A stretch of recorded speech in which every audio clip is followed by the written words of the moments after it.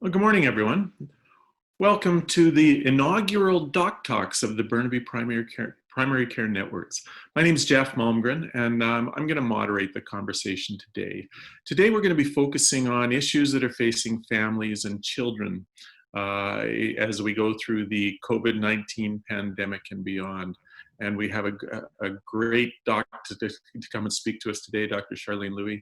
I'm going to introduce her in a second. Before we get going, I'd like to talk just a little bit about the format. We are in a webinar format. We won't be taking hands and answering questions. We'd like you to put the questions that you have into the Q&A question box, which you should be able to find on your phone or on your computer. Just type the questions in. We'll do our best to answer as many questions as we can.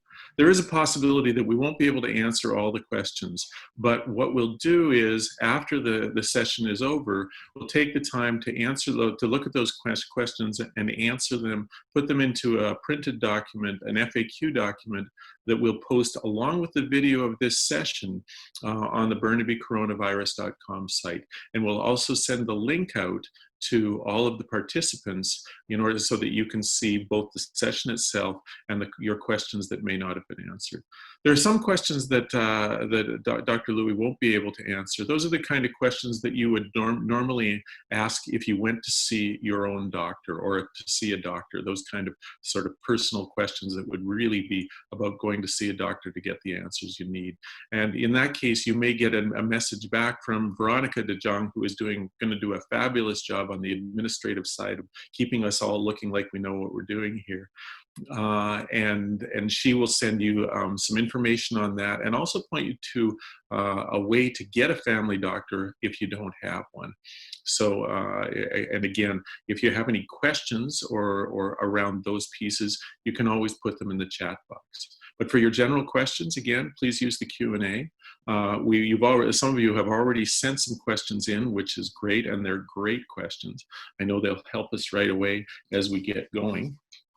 I think that the only other thing is this is our inaugural event. So as we're working our way through the technology, I think we've got it down, but we may have some bumps and grinds. Please be patient with us as we go through and have fun with it. And as the questions, if you hear things that spur more questions, please make sure you put them in the Q&A, and I know Charlene will be happy to answer them.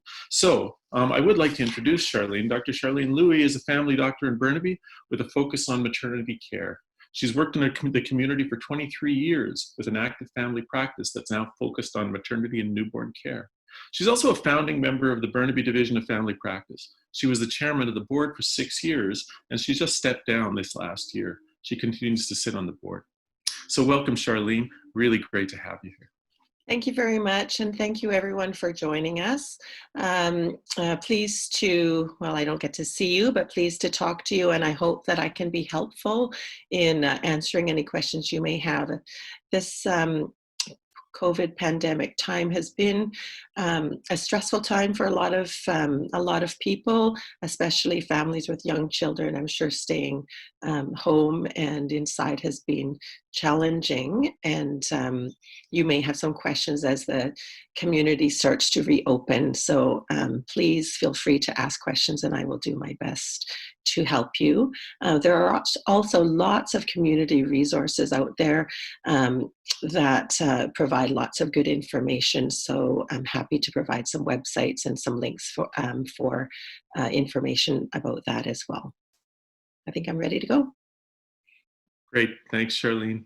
So, particularly for mothers with newborns, one of the things that we've heard is, it's always a little hard to figure out how to move forward in this world and go out in this world, and lots of folks are just taking the safest way, which is staying home with their newborn, but that can get really hard after a period of time. So one of the attendees asked, I have a newborn at home.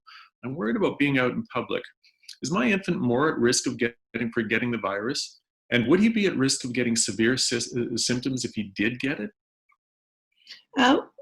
What we know from worldwide studies and research is that children in general are less susceptible to the virus, and if they get it, they tend to have less severe symptoms. So, of course, we all need to be very careful, practice really good hygiene, hand washing, trying to help the kids, remind the kids not to be touching their faces, because that's the most common way for kids to get it. Um, and and just trying to, with a newborn, because the newborn's immune system is not well developed yet, just really practice that safe social distancing of 2 meters apart, and making sure that if anybody does come in contact with your newborn, making sure that they practice good hand hygiene, and ideally they should wear a mask, I would say. Is that another one where it's really important for people to stay within their bubble when they have a newborn baby? Absolutely. The social distancing is very important, and really trying to stay within the family group. It's not a good time when you have a newborn to be having visitors coming over and kissing the baby and that kind of thing. Unfortunately, keeping the visitors away would be very important. Great, thank you. Here's one that keeps going around and round. Is the virus airborne? The virus is not airborne. It is still by droplet spread. And so that's why the hand washing is so important, and making sure that you wipe down your surfaces with good disinfectants to keep the area clean. The virus is spread really from someone coughing or sneezing on you, or coughing or sneezing on their hands and touching something, and then you going and touching that thing. And of course, that's only people who are infected who cough and sneeze on you, or get something on your surfaces. So then, if that's the case, then when and why should parents and wear a mask, or ask their kids to wear a mask? The mask is really mostly to help prevent somebody who is infected from spreading it to others. It does help to prevent some transfer of the virus, mostly because you're not actually touching your face, but actually it's not really proved to help prevent you from getting it if you've touched something, and you touch your face. So we're hoping that people will wear masks more to help prevent them from giving it to others. Yeah, so it's good practice, but it's good practice, particularly if you feel like you have any kind of infection, not necessarily COVID. Absolutely. So some of the big questions, I mean, this is that sort of nebulous place that we're in, where they're talking about opening schools, they're talking about opening daycares. They really don't know when those things are going to happen, but people are starting to get concerned. And we're looking at it in some other jurisdictions. There's a question here around, as we look around the world, we're hearing of outbreaks in childcare centers in Quebec. What does it mean? Should we be wary about sending our kids to childcare or to school? What kind of precautions should we be taking? Well, we know that closer contact does cause more risk to getting the virus and spreading in the community. However, BC, we've been very good at doing the social distancing and getting that virus under control. It is still out there, so everybody has to make their own choices about whether they want to send their children to childcare or not. But there are a lot of guidelines out there now for safe opening of childcare and daycare, where there's going to be more increased cleaning and more emphasis on hand hygiene and helping the kids to wash their hands and cleaning of the toys and all that kind of thing. So if you choose to send your child to daycare, I think just checking with the child care operators that they are following those precautions, and then it should be relatively safe. Again, keeping in mind that children seem to be less affected and less seriously ill if they do get it. So, and I guess it's, I mean, one of the hard parts about all of this is we're not getting definite answers, even about going to school. We don't know when they'll open the schools or when they'll open the daycares, but we do know that it's likely that it will be voluntary, which kind of puts us as parents in this funny place of saying, how do I make this decision? Do I make this decision because I'm really going crazy and I got to get my kids out of here? And also, what are the safety concerns that I have for myself and my kids? What kind of things should I think about as I try to make that decision? I think you should think about your own circumstances and how, if you need to go to work, or, if you need to um, um, you need to have somewhere for your children to go. It's good that it's coming on to summer, and the kids will be spending more time outside than in, because we believe that the virus is less easily transmissible outdoors, where there's more fresh air and air movement, and children are less confined. So I think childcare that has some ability to take the children outdoors would be helpful. And it really is a personal decision. So I don't know that I can tell you one way or the other. I think it's just weighing all of the benefits and risks, and making a personal decision. But there are guidelines for childcare and daycares in terms of cleanliness and how to keep the kids safe, and that is the top priority for everybody. So so I would just be reassured about that. So I know, when we talk about new mums, but also there's a certain level of sort of trepidation now for moms who are about ready to give birth, and they're looking at a very different experience than they thought they would have 8 or 9 months ago. Can you talk a little bit about what it's like going to the hospital to give birth now in this? And I think that sometimes knowledge is power. So if there's a kind of a good feeling for what will happen and the safety of what would happen in going to the hospital and giving birth, that might be really helpful for some folks. Yeah, we try to keep the birthing experience still as friendly and relaxed and um, natural as possible, but there have been some changes in terms of the hospital. Certainly, you will get screened for symptoms of COVID. If you've got a fever or a cough, or any of those COVID symptoms, you will be asked about that, and a decision made whether it's safe for you to deliver at um, which hospital, because there are some hospitals that are designated COVID hospitals and some that are not. Also, instead of being able to bring as many friends and family along into the birthing room with you as we used to do, now we are really restricting attendance at the birth to one support person for you.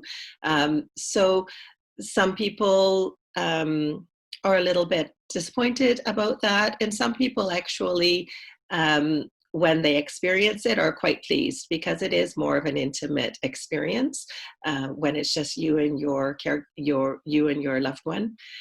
So it's just a change in expectations, I think, that's needed. You'll still get excellent care with all the nurses and physicians that are needed. You can expect that all of the healthcare workers that are helping you will be fully wearing personal protective equipment. So they'll have masks and goggles or a face shield on. They'll all be wearing gowns and gloves to make sure that they keep everybody safe, themselves as well as you. And there won't be as many people in the hospital with you.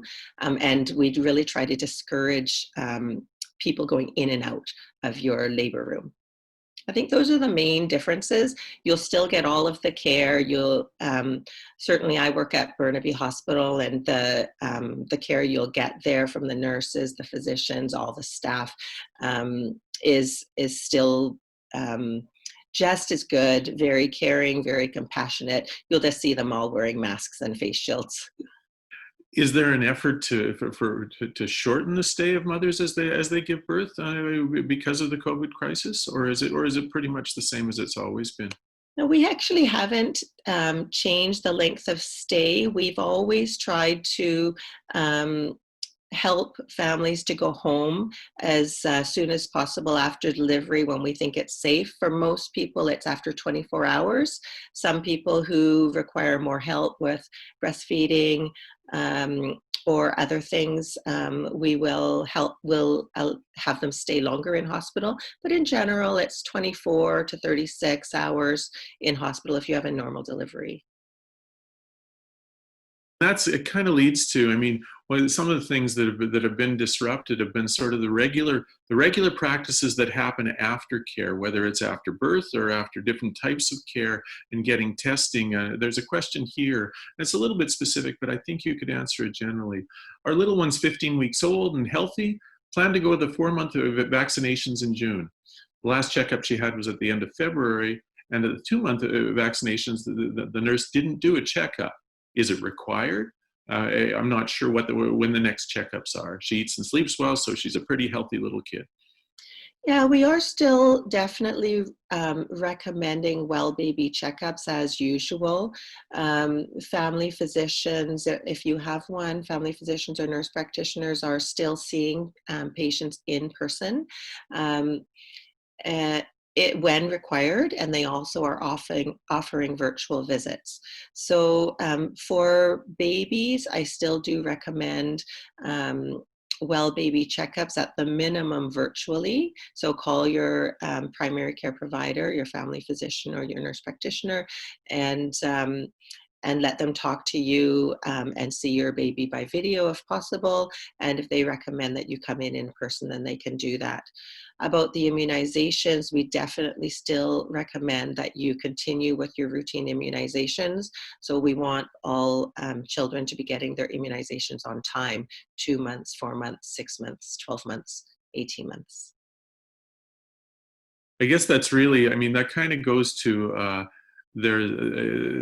for all of us, but for families with kids in particular, trying to figure out when to go see the doctor when you would normally go see the doctor. Sometimes it's hard enough to know when to take your 5-year-old or your 8-year-old or your 18-year-old to go see the doctor. Do they have a fever? What's that point if you go to the doctor in the emergency ward?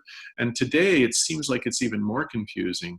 You don't want to take the risk of the emergency ward. You don't want to go out on public transit.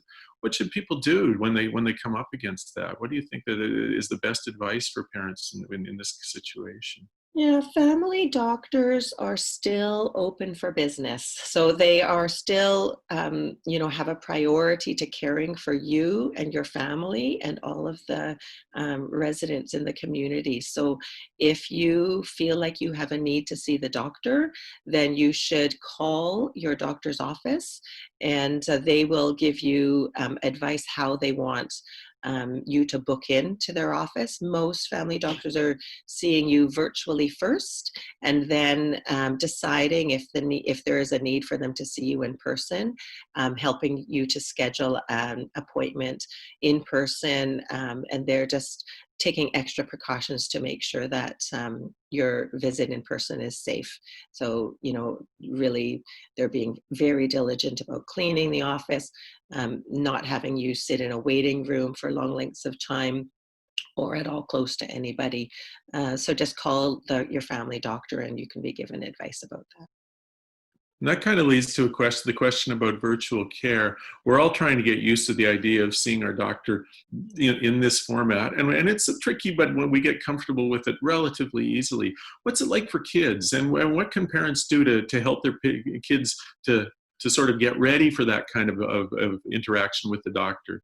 Is there something that they should think about that will make it easier for them and for their kid? Yeah, I think, really kids above the age of 18 months are very good at technology, better than a lot of the rest of us, and are quite used to looking at screens. But I think in general, if they haven't done a virtual meeting visit before, either with family or friends, it's a good idea to try it out. And it's a good way for them to visit with their friends and their loved ones as well. So, and that is important during this pandemic time when we don't get to connect with people in the usual way. So doing some play dates over video, visiting with grandma over video, those kind of things can help get a child practiced and ready for that kind of a visit. Thank you. So, and you kind of go, you visiting with this last weekend. We had Mother's Day, and we had again those sort of, well, you can see them but wave at them, but maybe you can be within 12 feet. And there's again, it seems like we're getting a little more relaxed, but it's come here, go away, go away, go away. It's a little tricky. And I mean, one of the questions that this points to is, and it's hoping to get some accurate information, and I know it's really hard. Do you know what the risk is of children asymptomatically transmitting the disease, well, overall, to their parents and their grandparents? Is it the same, or is it something to worry about, or is it really just that same common sense approach? We know, or we believe, that about 1 to 5% of children can get this. Like, the transmission is less than the rest of the population, we believe. And their symptoms can be mild or even asymptomatic, as you say, Jeff. So it's still that common sense of washing your hand, making sure they wash their hands and do a good job of washing the hands with lots of soap, 20 seconds, you know, the whole, all over your hands, in between the fingers, tops of the hands, everything, because sometimes we don't, people don't wash their hands thoroughly enough. So a lot of people will, with kids, will sing the ABC song while they wash their hands. Make sure you use lots of soap and water. In terms of, are they more likely to transmit? Not really. The transmission is still by droplet. So as long as they're washing their hands, to keep them inside if they're ill.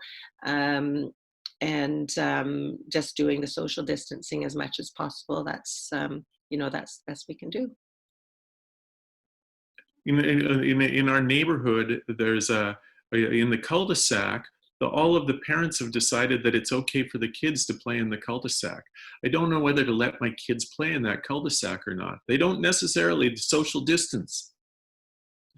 Yeah, it's tricky because kids, you can't really, it's difficult to get them to remember not to run and hug somebody.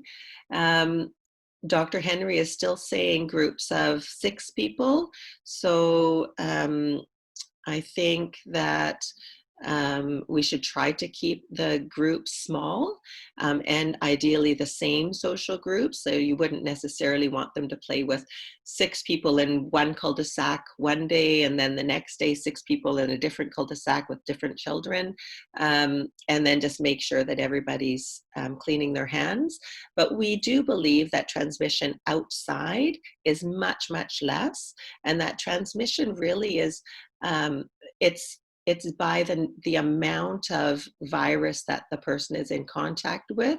So if they're just running around and not standing close to each other and you know, potentially spreading droplets to each other for a prolonged time, the risk is much less. If they're just running past each other, the risk is really quite small.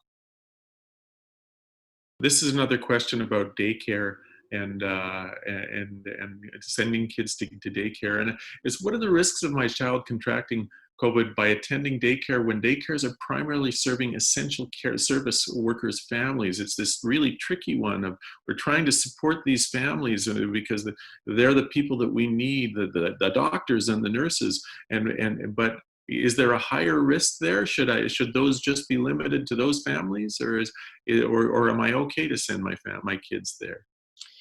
Yeah, it's a good question. As of Dr. Henry's report out on April 28th, she did say that healthcare workers represent about 21% of virus cases reported in the province. And and they believe that these workers, actually, majority of them did not get the virus at work, but more from exposure through other means in the community. So if the children at the daycare are children of essential workers, I don't really think it puts them at higher risk, especially healthcare workers where they really fully don personal protective equipment in every interaction, and the gloves and are changed between every patient. The risk is not really any higher. And maybe, as you say, we're wearing the right stuff. And I think that that's, as there's been the ongoing debate about masks. Wear them, don't wear them, which ones, how to wear them, when to take them off, when to put them on. There's a question here which is about which masks. Are certain styles of non-medical masks more effective than others? So is types of fabric, styles of fabric, or what about the papery ones you can buy? Is there something that's better, or is there just a good practice no matter what kind of mask you use? Well, there are, in the hospital, we use surgical masks. I was thinking to bring an example, but I didn't. But the ones we wear in the operating room, those are the ones that we wear for patient contact in the hospital. The N95, those special ones, are really only for certain situations, and they're not regularly worn, they're not necessary. In the community, the handmade cloth masks with a filter in them are still good. They're not as good as the surgical masks, but in the community, it's not really necessary. The mask, the main purpose is to help prevent community spread. So if you have the virus asymptomatic and you're wearing a mask, you're much less likely to spread it to someone else. And so the more people that are wearing those handmade masks, the less the spread will be. And also, again, if you are wearing the mask, you're less likely to be touching your face. And so if you do happen to touch something that's contaminated in your environment, you're much less likely to touch your face and give it to yourself. A reminder, if you do wear a mask, wash your hands well before putting it on. Put it on and then don't touch your face. Don't be adjusting it or anything, especially once you're out in public. Don't be adjusting your mask because your hands might have something, some germ on them. And then when you come back home, we take them off from the ears and kind of lean forward and take it off this way. You don't want to be touching it and taking it off like that, because then your hands are contaminated again. And make sure after you take off your mask, you are washing your hands again really well. And what's the best way to wash a cloth mask? Is it just in the washing machine? Yeah, washing machine is good.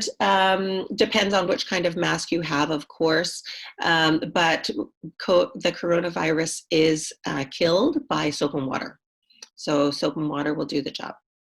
So that's really good. It's killed by soap and water. So even though we take this, we've got 99% rubbing alcohol, and we really, if we have soap and water, then we can actually get something done on it, and that's the big thing to know, right? Is that's what people really need to know, soap and water will do what you need it to do. That's great to hear. So this is the next one is a really, we're all in this place where we had plans for May. They didn't look like this. We had plans for 2020. They didn't look like this. And for lots of young couples, part of their plans we're thinking we're going to start a family. And so one of the folks asked, I'm preparing for pregnancy and I'm worried about it right now. Could you give me some ideas as to how I should consider it and what I should be thinking? Or should I be waiting? What should I think about? We don't believe that there is transmission of the COVID virus. We call it vertically. So if a woman got the virus and was pregnant, we don't believe that it gets transmitted to the unborn baby. And we also have not seen any evidence of teratogenicity or of genetic problems with the COVID virus. So, um, so I don't believe that there's a concern with our knowledge currently that of getting pregnant and having a pregnancy through this COVID pandemic time. Um, the same safe hygiene, social distancing, following the recommendations of Dr. Henry and Dr. Tam. Those are still the same things you would do, but it's not really a reason to not get pregnant at this time.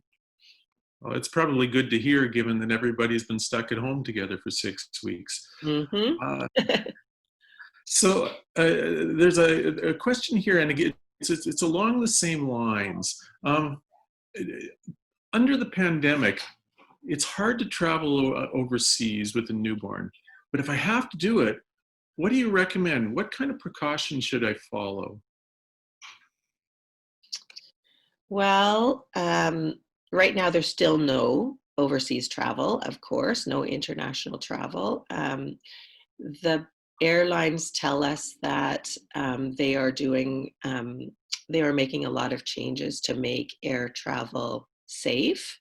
Um, I would say, first of all, follow travel guidelines. So right now, no international travel. When things start to open up, it's going to be that really trying to keep everything clean. The airlines tell us they're wiping everything down, using powerful disinfectants.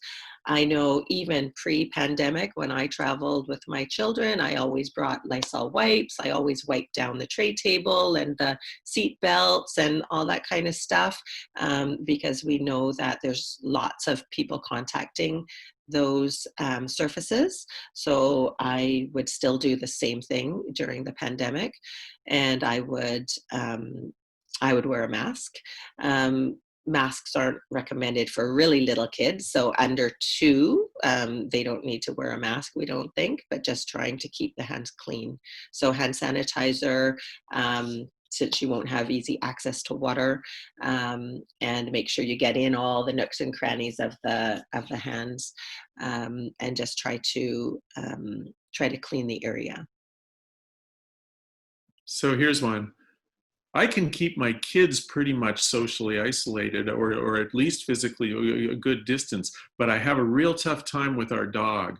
He's out in the neighborhood and coming around, and do I have to worry about the kids who automatically right away grab him when he comes back in? Is there a chance that they need to worry, and should I be washing my dog more often? Interesting question. The virus is transmitted by droplet.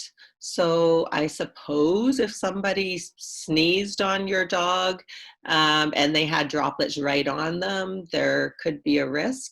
We don't believe that there's significant transmission from animals, certainly. And dogs are pretty quick. So again, like I said before, when someone's passing you by, and there's not extended time in contact, the chance of you getting the virus is very low. So I think we have to temper our fears and our anxieties to what's reasonable and what's manageable, and things that are very low risk, I think are things that we shouldn't worry about too much. Thank you. Yeah, it's a little bit of a tricky one because it's pretty hard to control your dog, that's for sure. This is a question that goes back to the hospital. Just in terms of safety, someone's asking, and this is probably an ongoing question: Can people bring their own food when they come into the hospital when they're pregnant, when they're going to have a baby?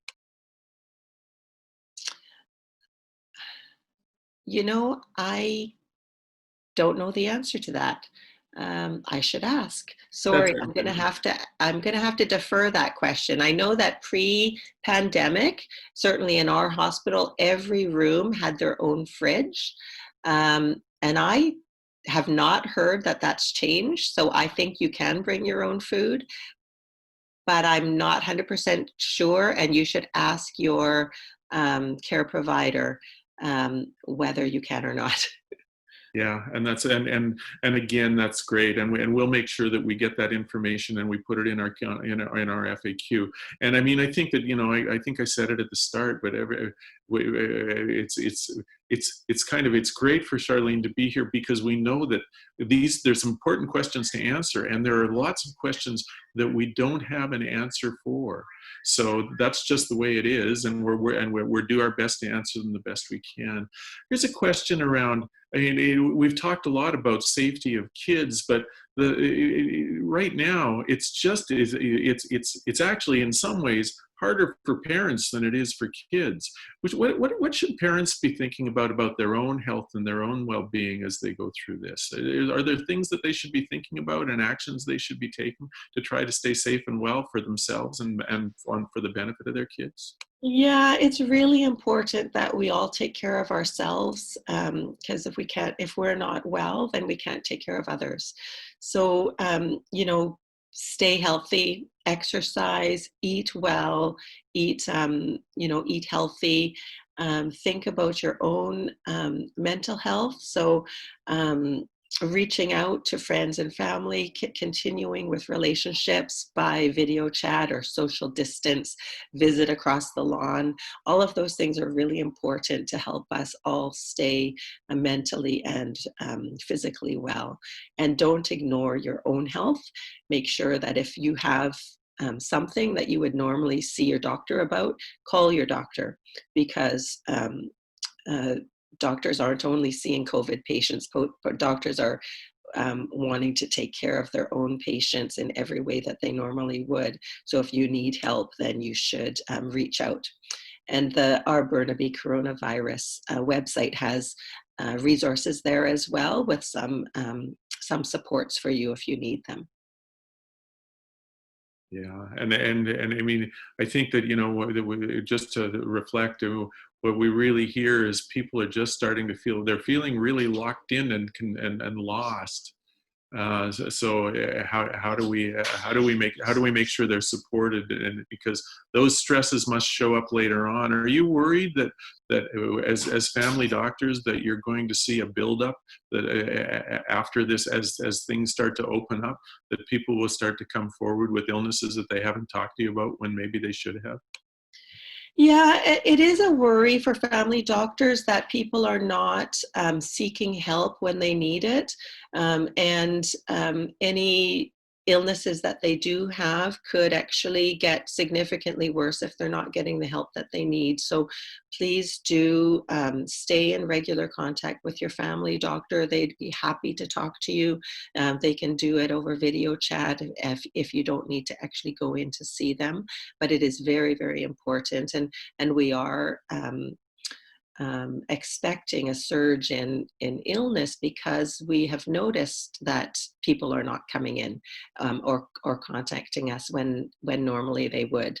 And just again, a plug for being active, and as the weather gets nicer, get out and get some exercise, go for a walk, or work in your garden, or get some exercise, enjoy beautiful British Columbia. And that is actually really important for our mental health as well. So this is a bit of a general one, and it's really just asking your opinion, Charlene. Do you worry that there'll be a second wave if we go back to send the kids back to school too soon? It's always a worry for sure. However, BC and Canada are really trying to help us do a stepwise opening of activities. And so if we follow their guidelines, with hygiene and social distancing, then we should be okay. I mean, we are expecting a second wave, but BC so far has been really good at following the rules and keeping things under control. And we do need to allow people to get back to, it won't be life pre-COVID, but it'll be, you know, much closer to life pre-COVID. And that is important. It's important for our kids to get back to school and have interactions with their peers and get their education too.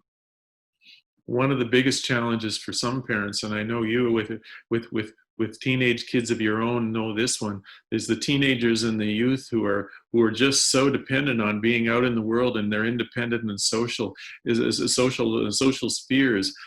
As summer comes on, is that a risk, and is there anything that parents can do to try to support them to act safely?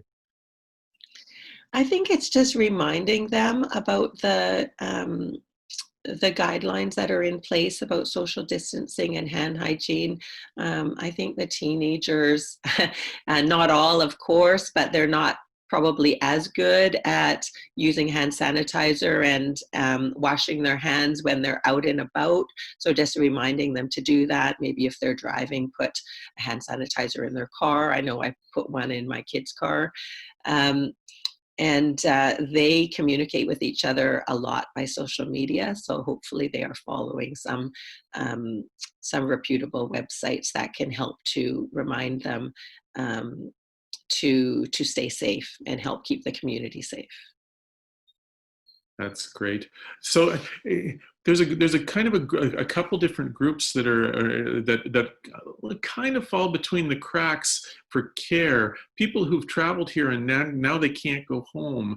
And I know you can't speak to, you know, sort of the whether or not they're covered by certain coverage or what those things. But can you speak at all to just if those families' worries can be overcome, and or even where they might be able to get the kind of support they need to find out where the best way to get help. I'm thinking of people who are maybe immigrants who don't have the language services, and the kind of things they can get through the Burnaby PCN network. Yeah. If you need a family physician or you need health care and you live in Burnaby, the Burnaby Primary Care Networks has services that can help you, as do many of the community resources and community groups out there. So you can reach out to your family doctor if you have one. You can go to the website burnabykoronavirus.com, and they have some resources that can help you with help through translation services. And there are a lot of community groups that can help. And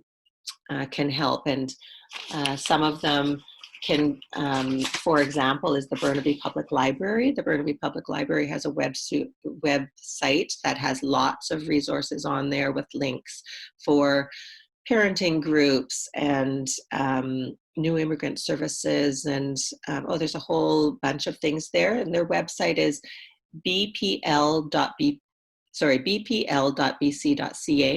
That's one that you can look for. And then, of course, burnabykoronavirus.com, and fraserhealth.ca also has resources on there that you can look at. Thank you. There is actually, and if you go to that burnabykoronavirus.com website, there's actually a phone number there for folks who speak different languages that can speak to someone who will help them navigate. So those services are out there, and they'll make sure you get access to all of those different services. So that's great. Thank you. I think we've pretty much answered folks' questions. If there are no other questions, I think that certainly if you come up with questions afterwards, go to the websites that Dr. Lui has pointed out. Send emails to the folks who invited you to this event, the Burnaby Primary Care Network, and watch for more information coming forward. And just before we go, I just want to pass it back to Charlene once again to thank you so much, but also and if there's anything you'd like to leave us with just before we're done today. Yeah, thank you for joining us, everybody. I think we are stronger together, as everybody has been saying, and I hope that my responses have been helpful for you. please do reach out. There's lots of services out there in Burnaby and in British Columbia that can help you, because we all want to help each other to stay safe and healthy and happy. So please do join us for other DocTalks that we will be having on all different subjects. Send in some questions or feedback if we can help you. And if you don't have a family doctor but would like one, you can visit the Burnaby Divisions of Family Practice website, and we have an attachment coordinator that can help you find a family doctor if you would like one. Great. And just before we go, I wanted to let you know there will be a survey that comes out just to let us know how this went for you, what we could do to make it better. We'd really appreciate it if you take the time to fill that in. We will send out the link to this video as well as to the questions and answers as they come forward as we put them together around other questions that came up. And we'll also make sure that all of the links that Charlene has mentioned that are so valuable will be included in that. So thank you once again for participating. I hope it was valuable for you. It certainly was for us. And stay safe and stay well. And we'll see you out in the real world sometime. Thank you. Great.